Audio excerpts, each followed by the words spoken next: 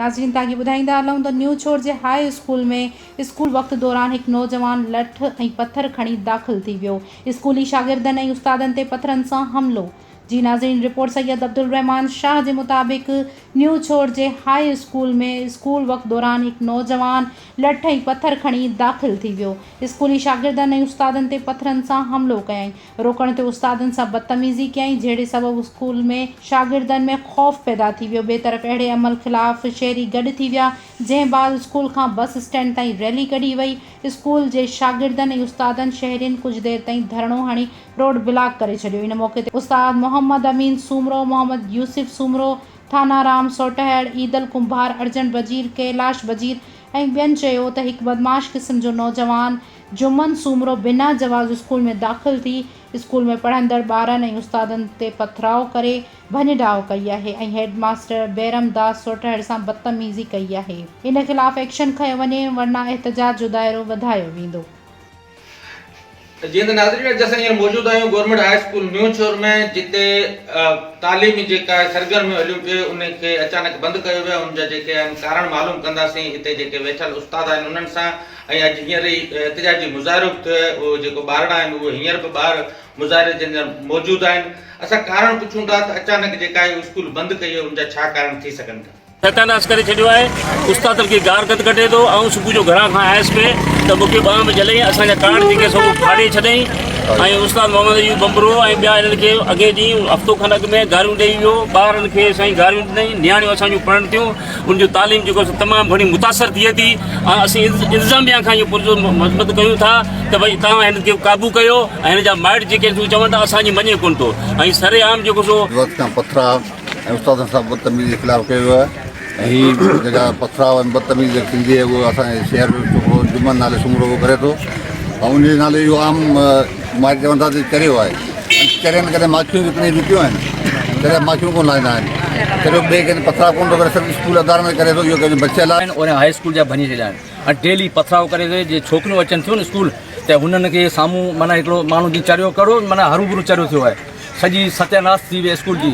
को ॿार माण्हू छॾण लाइ माइट छॾण लाइ तयारु कोन्हे। लेट जेको छोकिरियूं आहिनि उहो चवंदा छोकिरियूं अॼु खां पोइ असीं पढ़ाईंदासीं कोन। हुनजे करे महिरबानी करे हिनखे क़ाबू करियो ऐं जंहिंखे चऊं था हीअ चरियो आहे छॾे ॾियो हिनखे, ईअं न करियो। हू सुबुह जो घरां अचनि थियूं, ही माना नंगो थी साम्हूं बीहे थो ऐं पथराव करे थी। स्कूल जो दरियूं दरवाज़ा सभु भञे छॾिया आहिनि।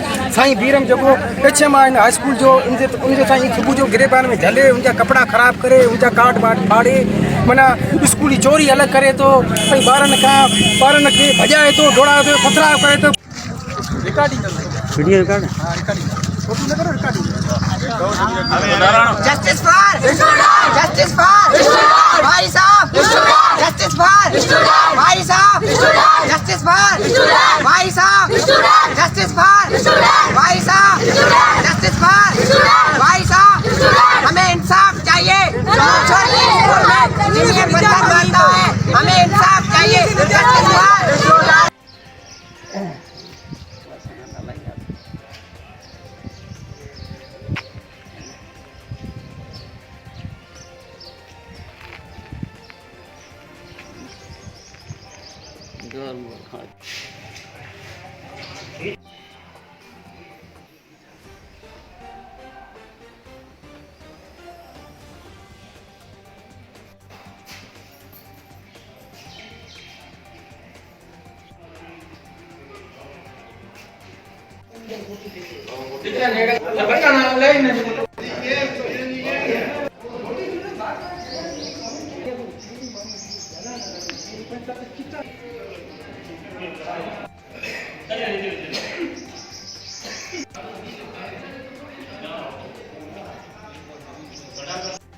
जी, लेकिन इन नमूने सां ई तालीम कोन हलंदी।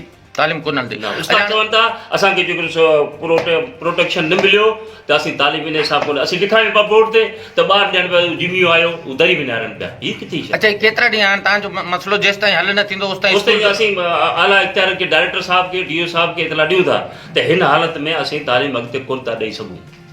ॿार अचनि कोन था। शहरी चवंदा असीं हिननि ॿार कोन मोकिलियूं, असीं त बिल्कुलु टूटी थींदासीं। वरी बिल्कुलु असां वटि हींअर आहे, पर चौदीवारी खां ॿाहिरियां जेके ज़ाहिर माण्हू ॿाहिरि बि निकिरंदो। अच्छा, अवां हुननि जे माइटनि सां कॾहिं राब्तो कयो हुजे? बिल्कुलु कयो आहे। माइट ईअं था चवनि त भई असां जेको आहे हीउ चरियो आहे, या वरी चवनि था त भई असां हिनखे जेको आहे सो असीं छा चऊं, हीउ असांजे चवण में कोन्हे। भई चवण में कोन्हे त तव्हां हुनजो इलाजु करायो। इलाज त कराए सघनि था न घटि में घटि। एज़ ए टीचर इहो असांजे लाइ ॾाढो मुश्किल थी वियो आहे त असां क्लास में बि ॿारनि खे कुझु पढ़ाए सघूं, छो त असां पंहिंजे पाण खे इनसिक्योर फील करियूं था। इहो इन करे जो जिमीअ नाले जेको छोकिरो आहे उहो असांखे ॾाढो तंग कंदो रहंदो आहे। केॾीमहिल बि क्लास में हलंदड़ क्लास में टीचर जे साम्हूं दरनि मां केॾीमहिल पथर पियो उछलाए, केॾीमहिल गली मां वेंदे गारियूं पियो ॾिए ऐं ॾाढी बदतमीज़ी टीचर्स सां बि कंदो आहे ऐं स्पेशली स्टूडेंट्स सां। इन करे असांखे हिन मां तहफ़ुज़ ॾियारे। Thank U. आहे को एजुकेशन आहे, गर्ल्स बि जेके आहिनि असां पढ़नि थियूं। अच्छा, तव्हां वटि नियाणियूं ऐं स्पेशली ॿारनि जो इहो ई क्लास टीचर खां सवाल हूंदो आहे, सर अॼु तक जिमियो कोन ईंदो, जेकॾहिं अची वियो त छा थींदो। सर असां दरियूं बंदि करियूं था ऐं गर्मी जो ॾाढो मौसम आहे त हिन हिसाब सां। अच्छा, हिते तव्हां वटि इहा जेका स्कूल हले थी को एजुकेशन आहे? जी हा, को एजुकेशन। अच्छा, मिरपुर डिवीज़न ॿियूं बि अहिड़ियूं कोई स्कूल आहिनि जिते थी सघे हुजनि, पर मंगरे नाले चौकीदार आहे त चौकीदार जो कमु हूंदो आहे स्कूल टाइमिंग खां पोइ अची पंहिंजी ड्यूटी करणु। केतिरा कलाक? बसि पोयों टाइम सॼो हुनजो आहे। जीअं 2 बजे खां जीअं मोकल थी आहे त ॿिए ॾींहुं राति, ॿिए ॾींहुं सुबुह जो जॾहिं असेंबली लॻे थी उस टाइम हुनजो जेको चौकीदार जो कमु आहे। अच्छा, हिते ॿुधण में अचे पियो राति जे टाइम जे स्कूल जा सरिया ऐं बोर्ड वग़ैरह जेको टुटा विया आहिनि त हुन टाइम चौकीदार किथे मौजूदु हो? हा, चौकीदार पंहिंजे हिसाब सां हो। राति जो छा हीअ असांजी ड्यूटी हलंदड़ कमु थिए पियो न। तव्हां ॾिसो इंतिहाई अफ़सोस जी ॻाल्हि आहे त असांजो स्कूल जेको हले पियो उन दौरान इहे सभु नुक़सानु थिए पियो न। हाणे उस्ताद छा उन सां वञी विढ़े या पंहिंजो तदरीसी अमल करे। बिस्मिल्लाहिर्रहमानिर्रहीम। निहायत अफ़सोस ऐं ॾुख जी ॻाल्हि आहे जो अॼु असांखे तदरीसी अमल बंदि करिणो पियो आहे।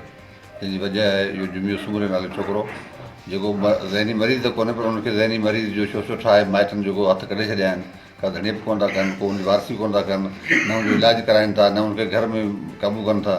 इहो गुज़िरियल 5-7 महीननि खां हरकतूं कंदो रहियो आहे स्कूल जो नुक़सानु करण जो, लाइट जो फिटिंग तोड़ण में, दरियूं तोड़ण में, पथराव करण में, उस्तादनि जी तज़लील करण में।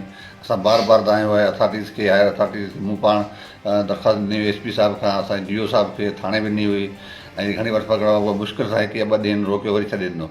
वजह पुछूं त असीं हिनखे कराए करियो, हिन माइट कोन था अचनि। हाणे असां बार बार इहो तज़लील बर्दाश्त करे करे थकिजी पिया आहियूं। असां इहो सोचियो आहे हाणे तदरीस अमल बंदि कजे, अला इख़्तियारनि ताईं आवाज़ु पहुचाइजे त असांखे हिन खां तहफ़ुज़ ॾिनो वञे, जीअं उस्ताद बाआसानी सां पुरसुकून नमूने सां ॿारनि खे तइलीम ॾेई सघनि ऐं ॿार तहफ़ुज़ सां सुकून सां तइलीम।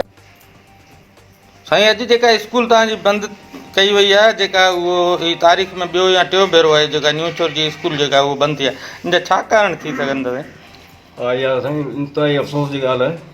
मूंखे तक़रीबन 25-30 साल थिया आहिनि हिन स्कूल में असीं जेको आहे सो पंहिंजे हिसाब सां एज़ ए टीचर कमु करूं पिया, पर तक़रीबन 2-3 महीना जीअं थिया आहिनि कि जिमियो सूमरो नाले जंहिंखे चयो वञे थो हिकु माज़ूर आहे, ज़हनी माज़ूर, सो हिन तइलीमी इदारे खे मुकमल तबाह करे छॾियो।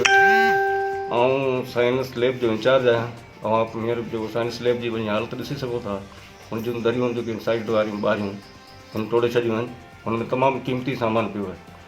सो उन जो बि असांखे ख़दशो आहे त कंहिं वक़्तु जो चोरी थी सघे थो या को नुक़सानु थी सघे थो। सो असां बीइंग ए टीचर इहो कॾहिं नथा चाहियूं त तइलीमी तदरीसी अमल जेको आहे सो बंदि थिए, पर इंतिहाई मजबूर थी अॼु जेको आहे सो ॻोठाणनि ऐं सभिनी उस्तादनि इहो फ़ैसिलो कयो आहे त जेसि ताईं हिन नासूर मां जान न छुटंदी ओसि ताईं असां जेको आहे सो फ्री एंड फेयर जेको आहे सो एजुकेशन ॿारनि खे ॾेई न सघंदासीं। असां इंतिज़ामिया खां इहो मुतालबो था करियूं त असां ॿारनि खे उस्तादनि खे तहफ़ुज़ ॾिनो वञे ऐं स्कूल जो जेको नुक़सानु थियो आहे हिन जो हज़ारो कयो वञे त जीअं इहो तइलीमी अमल अॻिते जारी थी सघे। जी नाज़रीन, असां जेका आहे न्यू चोर जे अंदरि मौजूदु आहे, हिते जेका अॼु एतिजाजी मुज़ाहिरो बि कयो वियो, उन सां गॾोगॾु जेका आहे तालीमी सरगर्मियूं ऐं तरसी अमल जेका आहे उहो गवर्नमेंट हाई स्कूल न्यू चोर जो जेका आहे उहो अॼु बुनियादी तौर ते हंगामी बुनियादी तौर ते बंदि कयो वियो आहे। हिकु त किरोना जो कलूर जेका आहे उन सां 6 खां पहिरें खां वठी 8 दर्जे ताईं जा जेके आहिनि उहे स्कूल अॻु में ई बंदि आहे। उन खां पोइ जेके स्कूल हलिया पिए 9th ऐं 10th जा, उन सां गॾोगॾु हीअ जेका न्यू चोर जी जेका गवर्नमेंट हाई स्कूल आहे उहो को एजुकेशन आहे। हिते 200 खां 250 छोकिरियुनि सां गॾोगॾु 700 शागिर्द जेका आहे उहे हिते तालीम जे ज़ेवर खां शर्शार थियनि था। ऐं इहो हिकिड़ो मिसाली स्कूल आहे जेका हैदराबाद बोर्ड जे अंदरि जेका कई टाइम ते पोजीशनूं खणी चुको आहे ऐं हींअर जेका मिरपुर बोर्ड आहे उन जे अंदरि बि हिन जो हिकिड़ो वॾो नालो आहे हिन स्कूल जो। अच्छा अॼु जेका आहे उहा ॻाल्हि असां जेको कई आहे ऐं कयूं पिया उहो हिकिड़ी अजीब आहे जेको हिकिड़ो ॼणो हिकिड़ो माण्हू हिकिड़ो अदना फ़र्द जेका आहे उहो स्कूल ऐं ख़ासि तौर ते जेका आहे ॿारनि ते ऐं उस्तादनि ते हमला करे ऐं नियाणियुनि जे साम्हूं जेका आहे बेहुदा हरकतूं करे उन्हनि जो जेका आहे तालीमी सरगर्मियूं बिल्कुलु मुतासिर करे ऐं अॼु जेका आहे उहे बंदि थी चुकियूं आहिनि ऐं इहो बि तव्हांखे आउं ॿुधाईंदो हलां त हीउ गवर्नमेंट हाई स्कूल न्यू शहर में अहिड़ो ई वाक़ियो हिन नोयत जो इहो पहिरियों भेरो थियो आहे ऐं हिते न्यू शहर उस्तादनि शागिर्द सां गॾोगॾु उन्हनि जा जेके शागिर्दनि जा ऐं नियाणियुनि जा जेके माइट आहिनि उहे इंतिहाई घणा परेशान आहिनि ऐं वॾी परेशानी खे मुंहुं ॾेई रहिया आहिनि त असांजा जेके ॿार आहिनि उन्हनि ते केॾी महिल बि कहिड़ो बि हमिलो थी सघे थो ऐं असांखे जेका आहे इन जो जानी जेका उहो तहफ़ुज़ ॾिनो वञे ऐं इन्हनि इहो पिणु एतिजाज कंदे चयो आहे त फिल फोर जेका आहे जुमन नाले जेका सुमरो आहे उनखे गिदू जे अंदरि ॾिनो वञे या खणी आला इख़्तियारनि खां इन्हनि इहा घुर कई आहे त को ॿियो मुतबादल जेका तरीक़ेकार इख़्तियार करे उन जुमन खे जेका आहे कानून तहत सज़ा ॾिनी वञे जीअं असां पंहिंजूं तालीमी सरगर्मियूं जारी रखी सघूं। रिपोर्टर जगतगंज चारण टाइम न्यूज़ पंहिंजी अख़बार न्यूज़ शो।